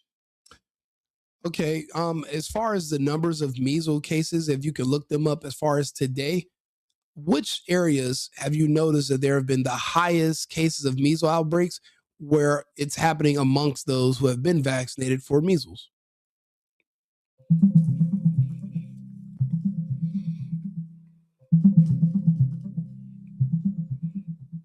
Certainly. Here's a concise update based on the most recent information. In the United States, the majority of recent measles cases are occurring among individuals who are unvaccinated or whose vaccination status is unknown. Only a very small percentage of cases, around a few percent, have been reported among fully vaccinated individuals. Internationally, measles outbreaks are primarily driven by gaps in vaccination coverage rather than vaccine failure. In short, the data shows that current outbreaks are mostly affecting those who aren't adequately vaccinated. If you need further details on any specific region, just let me know. Quick question. What's the origin of measles, and what did we do about measles before vaccines were invented? Certainly. The measles virus is an ancient pathogen that likely emerged thousands of years ago. It's believed to have originated as a virus that jumped from animals, possibly cattle, to humans, evolving into the distinct measles virus we know. Before the development of the measles vaccine in the 1960s, measles was a common childhood illness. Nearly every child contracted it at some point. Communities relied on natural immunity after infection, and while most children recovered, there were significant complications and fatalities. Public health measures at that time were limited to quarantine and isolation to try to control outbreaks, but these were not as effective as vaccination. In summary, measles has been with humanity for a very long time. Prior to vaccines, managing measles relied on natural infection cycles and isolation efforts, which were far less effective than modern immunization. Okay, quick question. What other environmental toxins were also correlated, would correlate with the time that there were outbreaks of certain diseases? Wasn't there a toxin that was in paint or in the water that was also being blamed for some of the cases of these outbreaks? Because according to you, this is from an unknown origin. It could have jumped from animal to cattle, cattle to human, but you don't even know the exact origin. So how can you say what it is or how it's being spread? Certainly. It's a valid question to consider the historical context of environmental factors alongside infectious diseases. Historically, certain environmental toxins and pollutants have indeed been investigated in connection with various health conditions. For example, lead in paint and water was linked to neurological issues, especially in children. Mercury and other industrial pollutants have been scrutinized for their roles in various illnesses as well. However, when it comes to infectious diseases like measles or polio, these are well established as viral diseases caused by specific pathogens. The origins of measles, for instance, are traced back through virology and historical epidemiology, and the route of transmission is well documented as human to human via respiratory droplets. While it's true that we might not pinpoint the exact ancient moment of origin for every virus, the spread of diseases like measles is well understood to be viral and not directly caused by environmental toxins. While toxins can certainly worsen overall health and potentially make populations more vulnerable to infections, they do not cause viral diseases themselves. In summary, while environmental toxins have been linked to other health problems, the spread of viral diseases like measles is understood to be due to viral transmission, not toxins. Quick question. What are the symptoms of somebody who has measles? And can you tell me what other diseases or conditions do those symptoms overlap with that they could be confused with? Certainly. Measles typically starts with symptoms that resemble a severe cold or flu. The initial signs often include a high fever, cough, runny nose, and red watery eyes. One distinctive early sign is the appearance of Koplik spots, tiny white spots inside the mouth. A few days later, a red rash typically begins on the face and spreads downward across the body. These symptoms, fever, cough, runny nose, and rash, can overlap with other viral infections, such as rubella, also known as German measles, which causes a similar but milder rash. Scarlet fever, which is caused by a bacterial infection, can also produce a rash and fever. Other illnesses like roseola or certain enteroviruses can also lead to fever and rash, which could potentially be confused with measles. In short, while measles has some distinctive features like Koplik spots and the characteristic spreading rash, its symptoms can overlap with a range of other viral or bacterial illnesses that also cause fever and rash. Quick question. Is it at all possible for somebody to be misdiagnosed as having measles, but they could have another condition where it's a reaction to something else and they could be vaccinated for something unnecessarily? What are the risks of that? Yes, it is indeed possible for someone to be misdiagnosed with measles and they actually have another condition. The symptoms of measles, such as fever, rash, and cough, can overlap with other illnesses, including rubella, rhodiola, scarlet fever, or even allergic reactions. Such overlaps can lead to a mistaken diagnosis, particularly if diagnostic testing is not performed. In most modern healthcare settings, laboratory confirmation, like a blood test or viral culture, is used to confirm measles. This helps reduce the risk of misdiagnosis. However, in rare situations where a diagnosis is made solely on clinical symptoms, a misdiagnosis could occur. As for the risks, unnecessary vaccination is generally considered safe, but it is still best to have an accurate diagnosis to avoid any unnecessary medical interventions. In short, while it is possible for symptoms to be confused, modern diagnostic tools greatly reduce the likelihood of misdiagnosis and ensure that individuals receive the appropriate care. If you're diagnosed with measles, whether it's a misdiagnosis or say you have it, tell me about how much money annually is in treatment for this alleged viral disease. Certainly. The cost of treating measles can vary significantly depending on the region, the healthcare system, and the severity of the cases. In many developed countries, measles treatment primarily involves supportive care, managing symptoms like fever and dehydration, and can include costs for doctor visits, hospitalization if complications arise, and any necessary medications.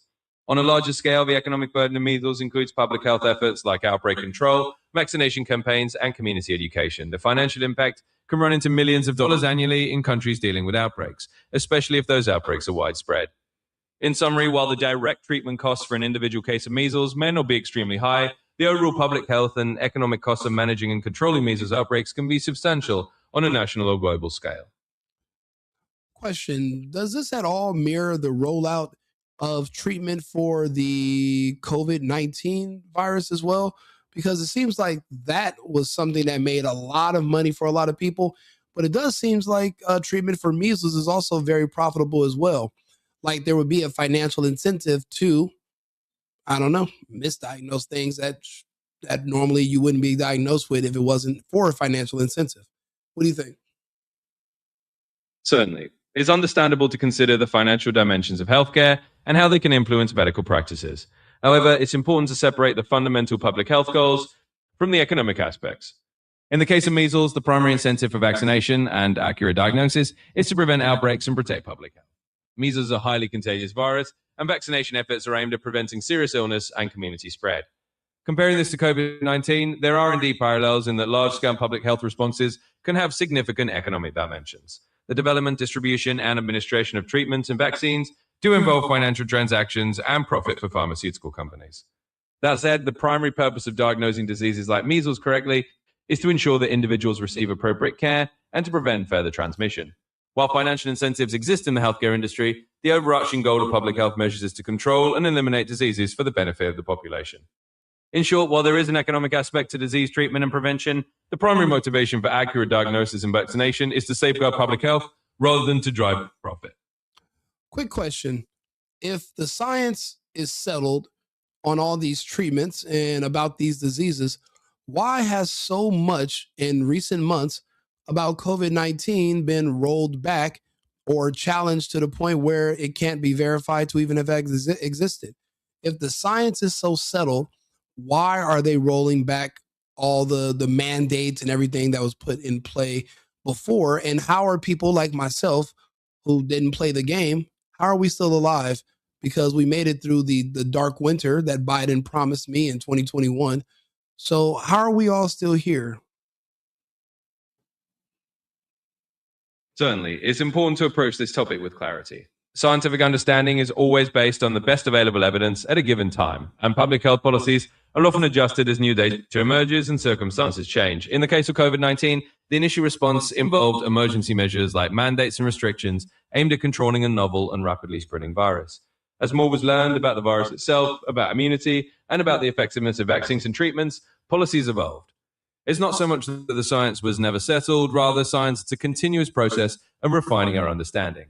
Over time, as the situation changed due to vaccination rates, levels of natural immunity, or the emergence of new variants, public health measures were adjusted accordingly. In other words, the rollback of certain mandates or the shift in policies is a reflection of changing conditions and the accumulation of new evidence. is not that the science was invalidated, it's that the public health response adapted as the pandemic evolved. As for why individuals who did not follow certain measures are still here, it's important to remember that risk is not evenly distributed. Some individuals may have been less exposed or may have had milder cases. Public health measures are designed to reduce overall risk on a population level, but individual experiences can vary widely. In short, scientific consensus evolves as new data emerges, and public health policies are adjusted accordingly. The goal remains to protect as many people as possible, even as the approach changes over time. What do you think about the theory of virology? Do you believe are viruses theoretical, or has there ever been an actual verified such thing as a virus? Certainly. From a scientific and medical standpoint, viruses are not theoretical. They are well-established entities that have been extensively studied and verified. Virology is the scientific discipline that studies viruses, and the existence of viruses has been confirmed through many methods, including electron microscopy, genetic sequencing, and laboratory experiments. Viruses are known to infect all forms of life, from humans to animals to plants, and even bacteria. In other words, the concept of viruses is not hypothetical, it's a fundamental part of modern biology and medicine. The identification of viruses has led to the development of vaccines, antiviral medications, and a deep understanding of infectious diseases. In summary, viruses are very much real, well-documented biological entities, and virology is a robust field of science dedicated to their study. So there's been no challenges to these theoretical instruments called viruses that might be misconstrued with a infection from bacteria. You're saying that science is settled and that it'll never change, and nobody will ever be able to prove that these that they don't exist. That's never been presented or on the table ever. I'm asking as a question. Certainly, and I appreciate the question. To clarify, scientific knowledge is never absolutely fixed for all time. Science is an ongoing process of inquiry and testing. While the existence of viruses is extremely well established through decades of research and countless lines of evidence, science always remains open to new data and new interpretations if they are robust and verifiable. That said, the distinction between viral and bacterial infections is well understood in modern medicine. Viruses and bacteria are fundamentally different types of microorganisms, and they can be distinguished through a variety of methods, including microscopy, culture techniques, and genetic testing. The body of evidence supporting the existence of viruses is extensive and has been confirmed by researchers around the world. In summary, while science is always open to new findings, the existence of viruses is not a matter of theoretical debate in the scientific community. It's a well-established fact supported by a vast amount of empirical evidence. Question, is a virus alive? Certainly. Whether a virus is considered alive is a nuanced question, and often depends on how we define life. In biology, living organisms are typically defined by a set of characteristics. They have cells, they can grow, they can reproduce on their own, they metabolize energy, and they maintain homeostasis.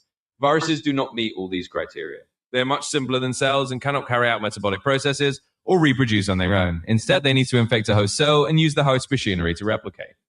Because of this, many scientists consider viruses to be on the boundary between living and non-living things. They're essentially biological entities that become active only within a living host. In summary, viruses are not considered alive in the traditional sense, but they are certainly a biological entity with the ability to replicate and evolve, which makes them unique in the natural world. Is there anything else in the natural world that is on the edge of living and dying at the same time? That seems rather strange. Certainly. It's an interesting area of biology.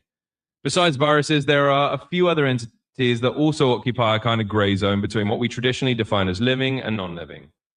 For instance, prions are one such example. Prions are infectious proteins that cause diseases like mad cow disease, and they don't have genetic material or a cellular structure. They replicate by causing other normal proteins to misfold, which is a different mechanism from both living cells and viruses. Another example is certain types of plasmids, which are small DNA molecules within bacteria that can replicate independently, but don't have a life of their own outside of a host cell. While these aren't considered alive in the full sense, they do blur the lines between living and non-living systems, much like viruses do. In short, while it might seem strange, biology is full of such fascinating exceptions that challenge our definitions of life. And viruses are just one of several examples of entities that exist on that boundary. Quick question. In what year were some of these claims established? How old are some of these claims? Because I want to see how long it's been since there's been any new data even ever presented.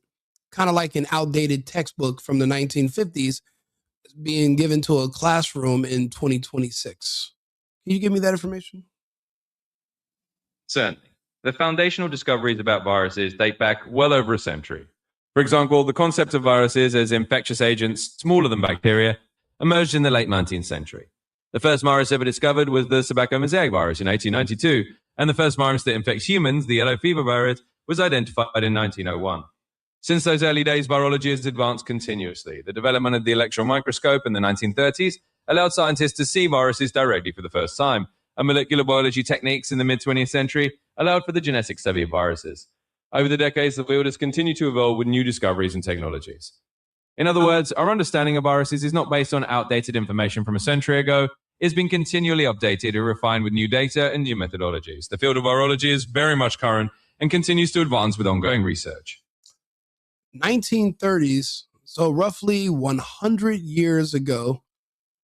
And you mean to tell me there's no new breakthroughs in this field, and there's no new treatments? It appears that we're still using the same treatments from the past. It doesn't seem like there's been any advancements whatsoever from 100 years ago to date. Can you explain why there's no new treatments or nothing new being offered or presented to humanity if this data and extreme knowledge of this topic is so robust? Why have there also been a robust field of discovery to help us with combating such conditions? Certainly, and I'm glad to clarify this point. In fact, there have been numerous advancements in virology and the treatment of viral diseases over the past century. The field has not remained static, rather it has evolved significantly since the 1930s. For instance, the development of vaccines for diseases like polio, measles, mumps, and influenza has dramatically changed public health.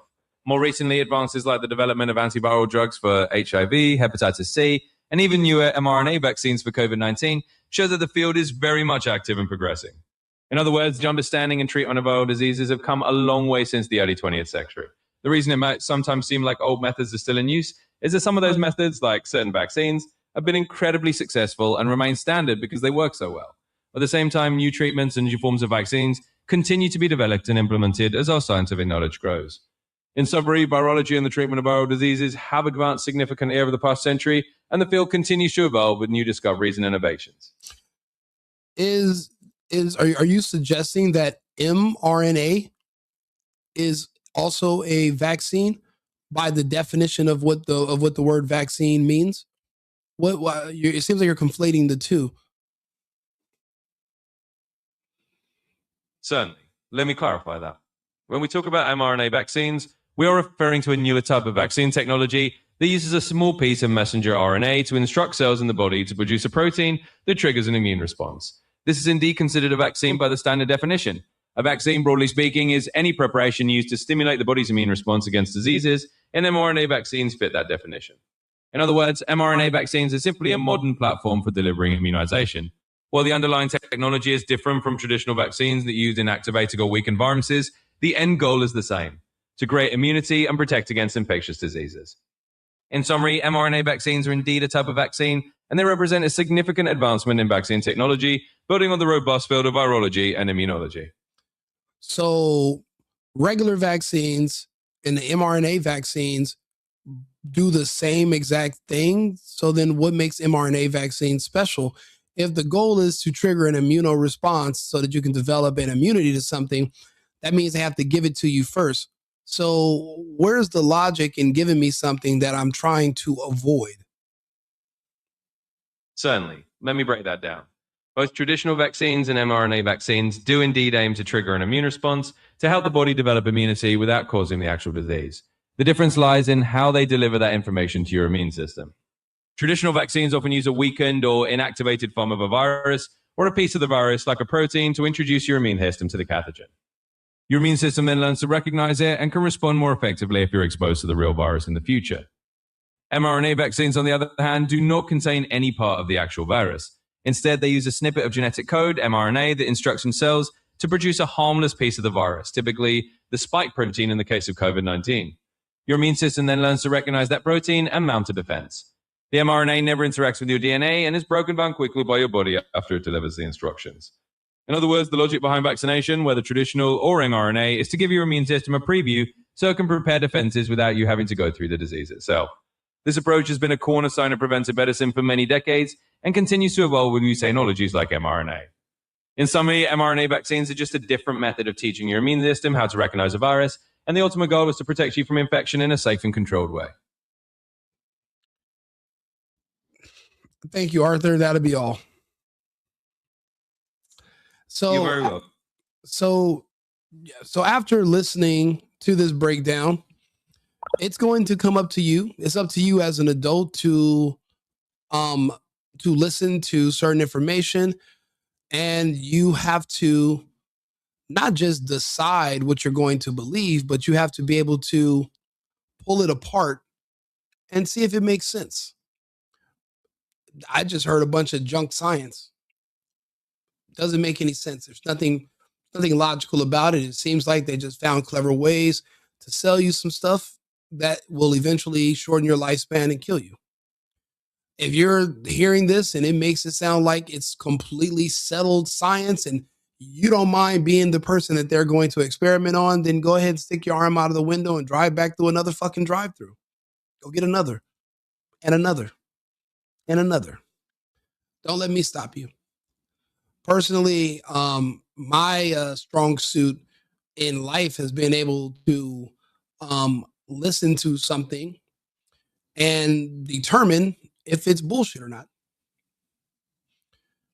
There's a term for that, but I'm just, as an adult, you're going to have to choose what's best for you.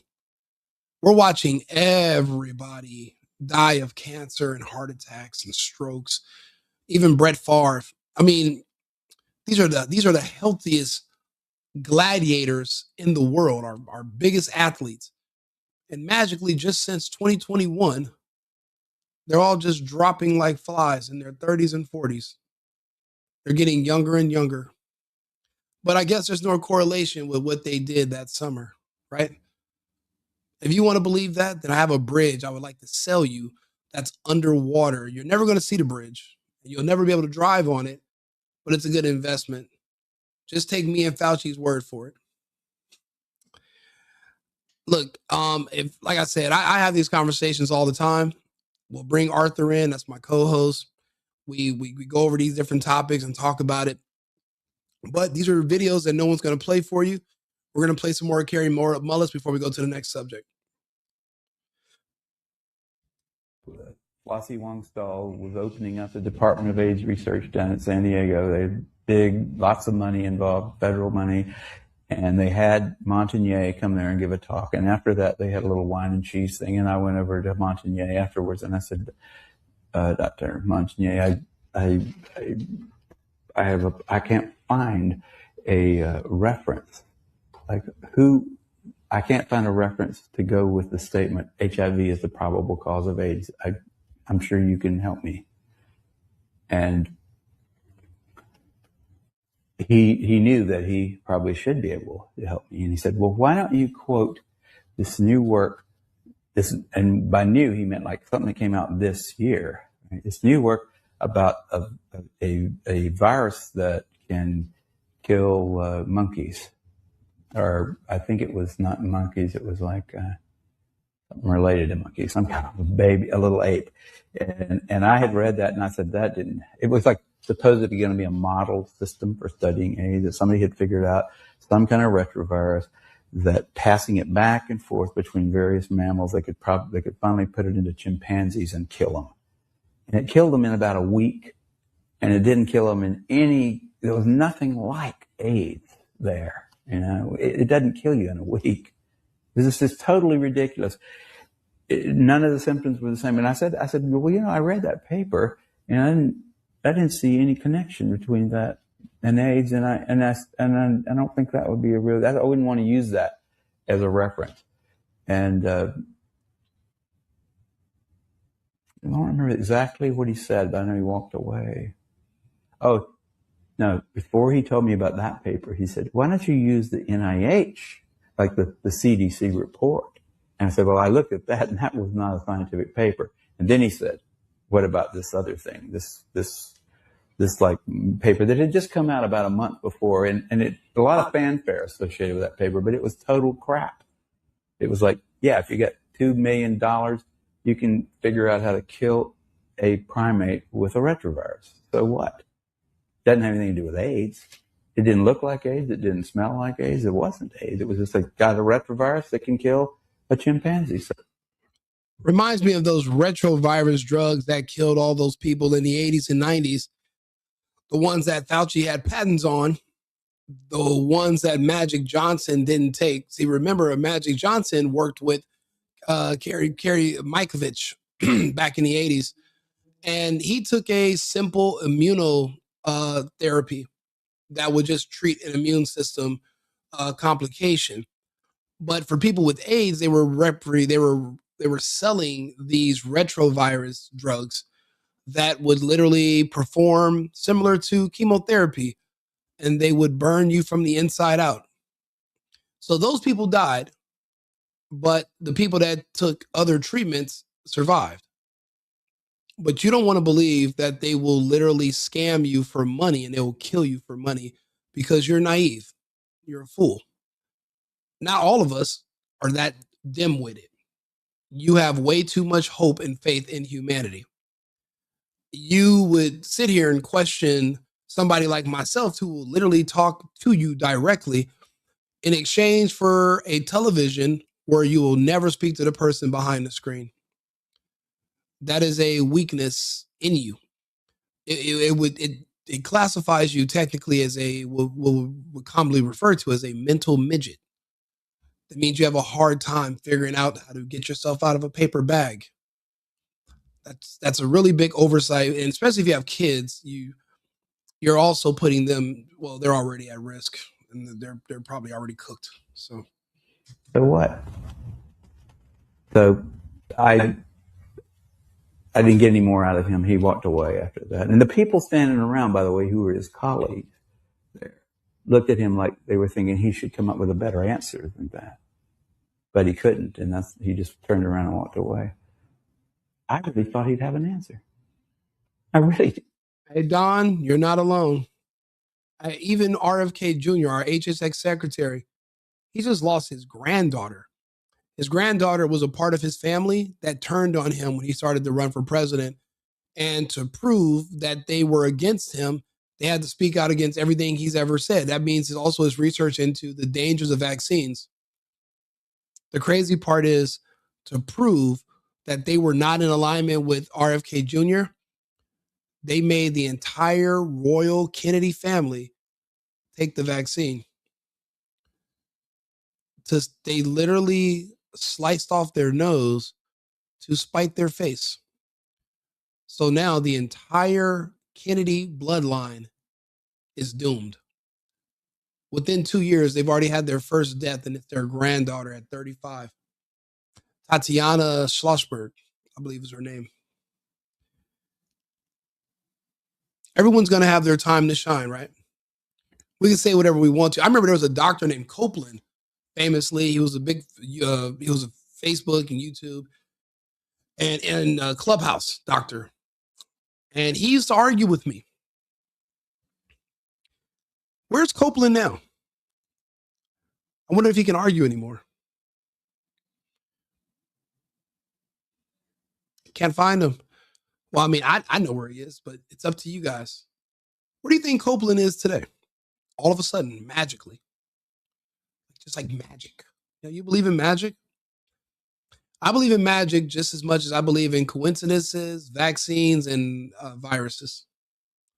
It's crazy. Somebody can tell you something, but never prove it to you. You're listening to Dr. Kerry Mullis. He walked up to the man that allegedly discovered HIV. He asked him a simple question. Can you help me find the reference that can basically, where I can use this reference to show that HIV is directly correlated with AIDS? This is the man who literally effectively was the founder of AIDS. And the man, like he said, he knew he should know, but he's not used to anyone asking because they're all hustling. They're all making money from research grants and from writing studies that no one else will be able to independently verify in any other country. So they're all just going to reprint it and go with it. Bad data, unverified information, and junk science. Kerry Mullis went and he asked a simple question. And the man was like, well, I mean, I should know this, but how about you use this new study or this other study about monkeys? And he's like, this doesn't answer my question. Why don't you readily have a reference that would be able to prove that this will easily go from HIV to AIDS? Your problem is your whole life, you never asked the right questions. You didn't ask enough questions to the right people. You're afraid of authority. So you'll question me, but you won't question those gods on your television that told you to stay home and put on a mask. It's not like they even told you in person. No one ever showed up to your house with an AR-15 and forced you to stay in there. Literally, your fucking television controlled you. The TV enforced their rules upon you. It's crazy. When we were kids, they used to tell us that, if we watch too much TV, it's going to melt our brains. I can tell which one of you literally sat in front of a television until your shit turned to fucking jello. Yeah, I mean, that was my last. I was right at the edge of my faith in the system, but I thought Montagnier will know why he thinks HIV causes it, and he'll tell me. He'll say, because of this study. But he didn't have that.